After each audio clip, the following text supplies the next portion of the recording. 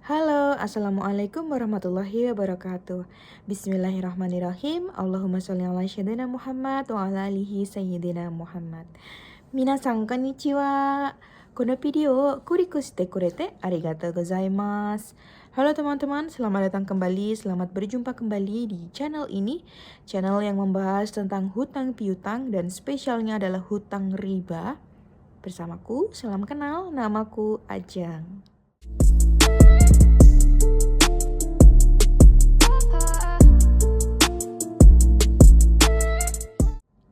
Alhamdulillahirrabbilalamin, teman-teman, selamat datang kembali, selamat bergabung kembali. Aku doakan semoga teman-teman selalu sehat walafiat dimanapun teman-teman berada. Dan aku doakan semoga teman-teman selalu terhindar dari lilitan hutang riba. Amin, amin ya robbal alamin. Teman-teman, hari ini aku ingin bercerita. Ini adalah ceritanya temanku yang meminjamkan KTP-nya kepada seseorang untuk kredit HP.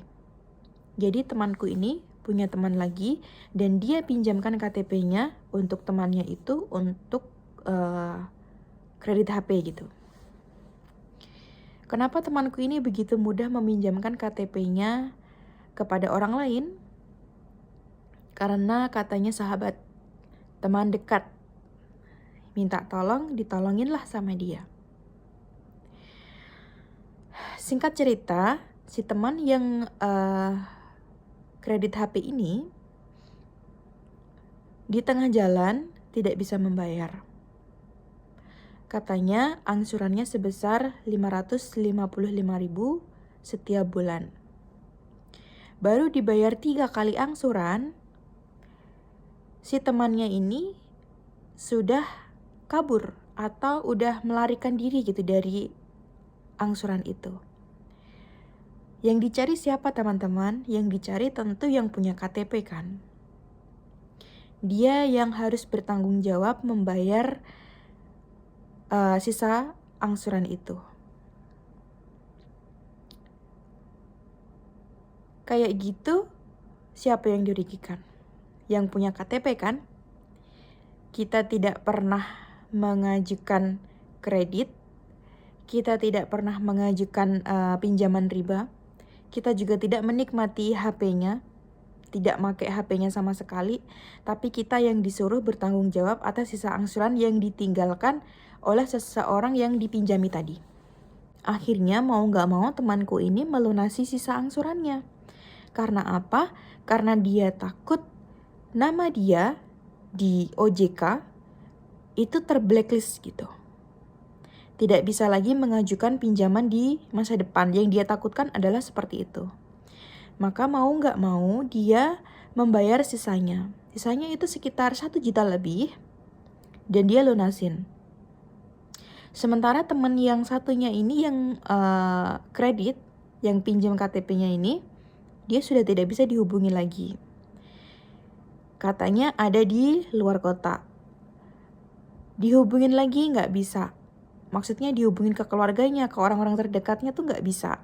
Nah, ada satu balasan WA-nya katanya dari orang yang minjem KTP ini tadi, katanya sepura itu ya, mohon maaf gitu ya.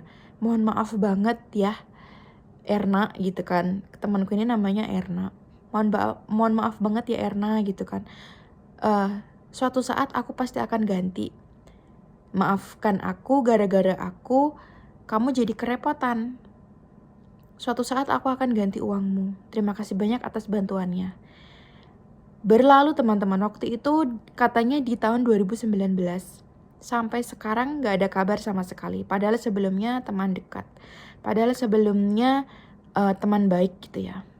Teman-teman, aku ingin bilang sama teman-teman semuanya yang menonton video ini, bahwa riba itu yang mencatat, yang menyaksikan, yang menjadi wali, yang menjadi saksi, semuanya kena dosanya.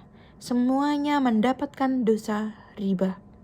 Sama persis seperti pelaku riba yang meminjamkan, yang dipinjamkan, yang menjadi saksi, yang mengetahui kegiatan riba itu berlangsung sampai terjadinya transaksi, dosanya adalah sama.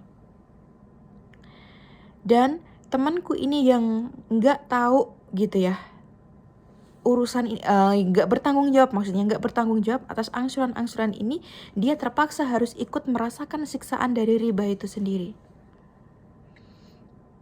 Dia bingung, dia cemas, dia takut namanya nanti akan jelek, dia cari-cari orang tadi nggak ketemu, dan dia harus merelakan uangnya untuk membayar sisa angsuran orang lain ini.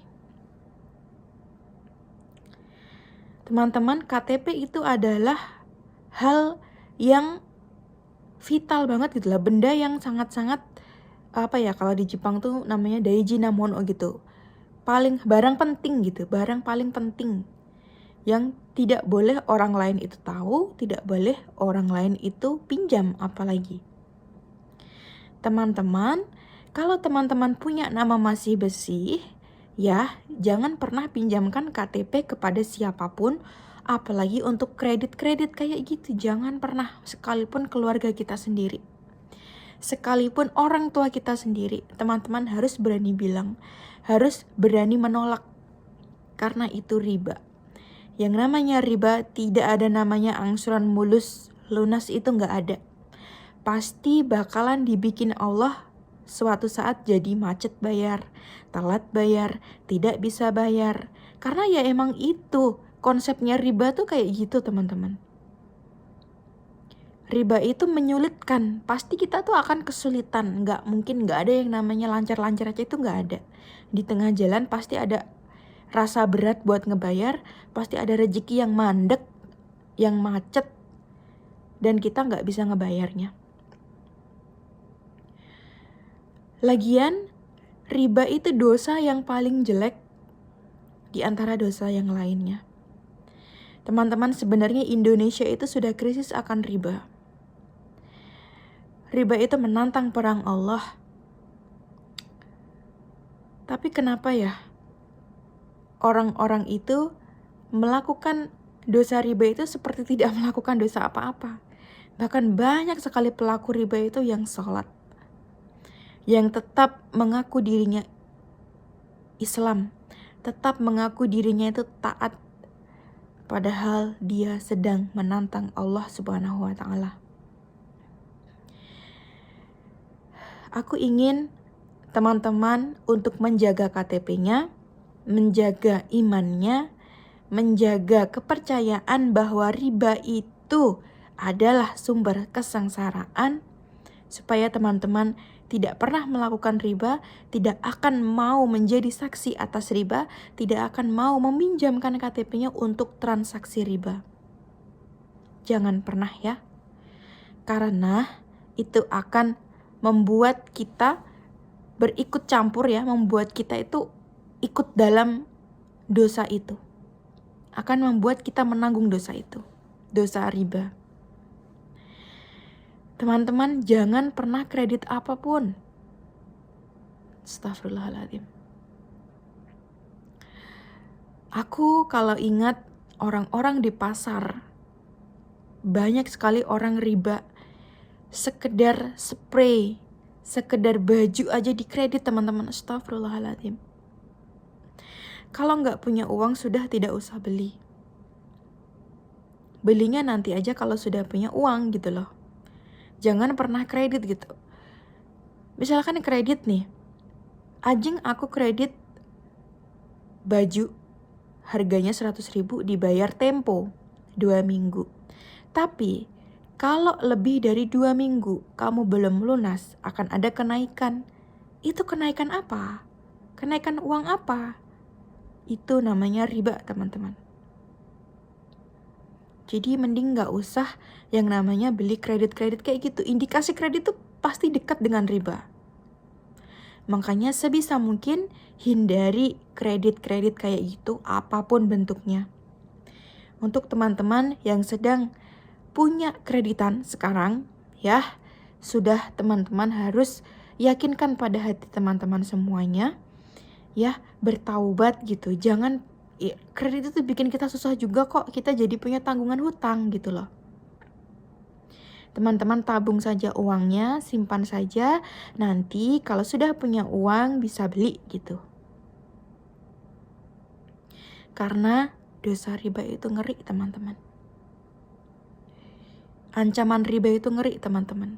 Ancamannya itu nggak cuma di akhirat aja, tapi di dunia langsung. Kudoakan semoga teman-teman segera lunas hutangnya, segera lunas kreditannya, dan jangan pernah ulangi lagi. Dan jangan pernah mau menjadi saksi atas riba. Jangan pernah mau meminjamkan KTP kepada siapapun untuk transaksi riba. Dijaga KTP-nya, dijaga takwanya, dijaga kepercayaannya kepada Allah bahwa Allah itu maha kaya, maha mampu memberikan apapun yang kita minta. Teman-teman, semoga segera lunas hutang-hutang yang ada sekarang, dan semoga Allah tenangkan hidup kita, terhindar dari segala lilitan hutang riba. Aku akhiri video ini. Wassalamualaikum warahmatullahi wabarakatuh. Semoga bermanfaat.